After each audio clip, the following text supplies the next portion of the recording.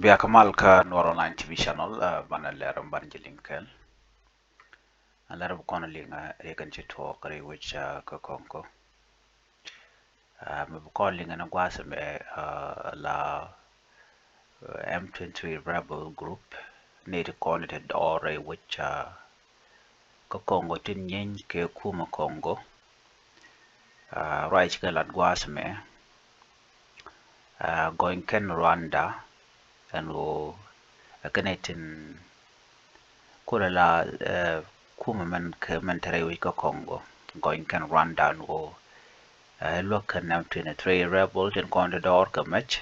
kana tin con lat Korean kachi rebel group was me chilodian chike je ka long ke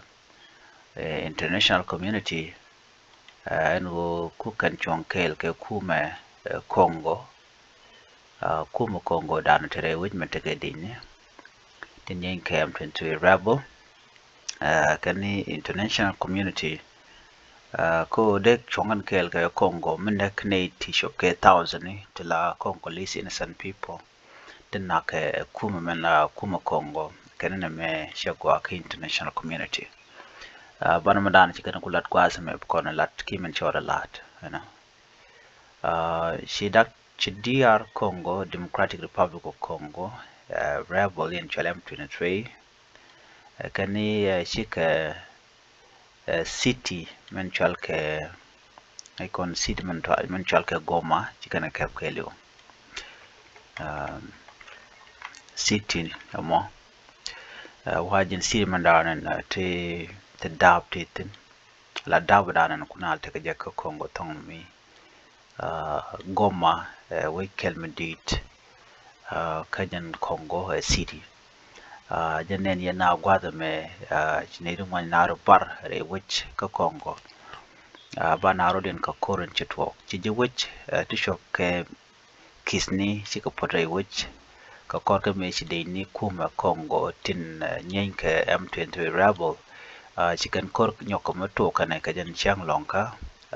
la pan chang ka jan dangrod bakel ka paikel ron kin dangrod dich should need one long shu ko pot need kon la jiwoj chikuma Congo kuma Rwanda chaja gwanyen o tikan katet ko lwakan M23 rebel and kuma Rwanda and ba goma ba ja kep kan obi M23 international peacekeeper tishop ke wal jok bekan kanak ka goma ka kor ke me chikan non no de kan yen ke de kan M23 de kan tuch ke de kan tag jok kamach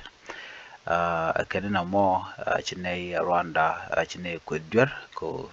lokan ne ko de la M23 rebel chukuma Kenya nyok raja no la William Ruto raja no ke shoda no palakor joga Congo la kuma Congo kana M23 no kwa kor kwa ja kapchong Tieje East Africa Community ki East Africa Union no de kan korma de kan kapchong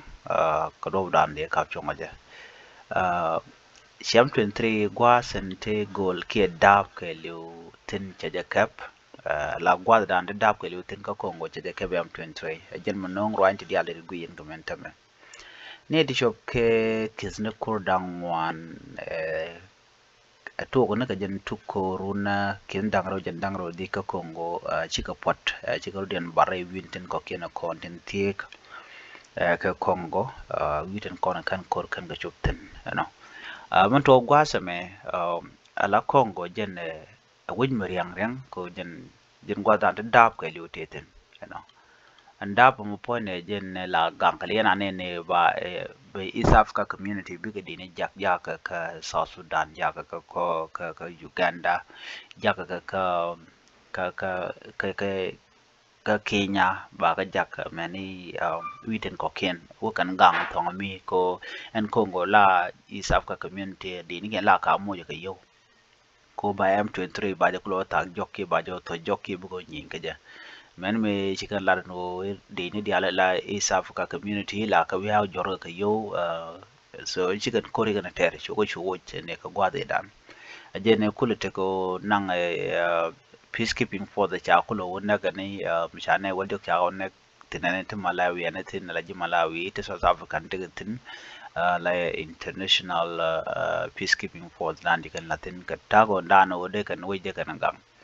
na me kana we gwa shi mishali ngone and time shi international community shi ka rebel group shi kan ga condemn ka min jaga dana shi kan lat ka me chang shi ajanen chane di shop ka kur tilaji Congo shaka na jan kur ran wi kwam sha video na shaka nen antama ka jan gwat men tama jan nan to Chiponya M23 rebel group chicken which chicken cap la city mindit gwa de ko kele chicken cap jan dana to antama kwai kata dana na boy Congo bete ka ja koi Congo jan wujen riang na jan pal ja kor ka tet winmon ko ba kul ta ga do me kwal ka dam ne ka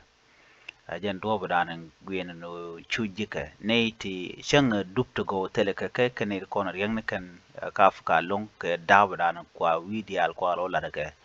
no tele woj mi kan ci da po Congo chejeriang ko woj mi dit mitaka da mi dit long no me jan dan de kono nyak shangton kon lat ko rodien ko Congo riunen ngwan tame ci ka pot ka gwada kon bugering ten bugering ka wiri kon atie ka shet ke Uganda dego Kenya dego South Sudan ko South Sudan take border kana Congo no amen mi dong shi malcha kon ben mi sha wucha ja ka M23 rebel ke chicken kuma ni kana joirara dong de na de ko dawich du non tama ngode ngone korte ten korm di long pan kele unen ngwan liu na re wujin winimi an ban yo jom ren biateman